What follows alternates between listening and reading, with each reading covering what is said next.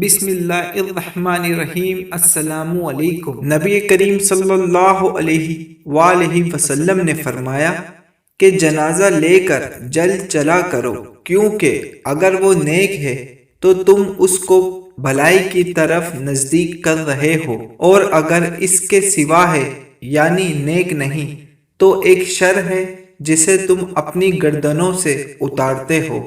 نبی کریم صلی اللہ علیہ وآلہ وسلم فرمایا کرتے تھے کہ جب میت چارپائی پر رکھی جاتی ہے اور لوگ اسے کاندھوں پر اٹھاتے ہیں، اس وقت اگر وہ مرنے والا نیک ہوتا ہے تو کہتا ہے کہ مجھے جلد آگے بڑھاؤ چلو، لیکن اگر نیک نہیں ہوتا تو کہتا ہے کہ ہائے بربادی، مجھے کہاں لے جا رہے ہو۔ اس کی یہ آواز انسان کے سوا ہر اللہ کی مخلوق سنتی ہے، کہیں اگر انسان سن پائے تو بے ہوش ہو جائے۔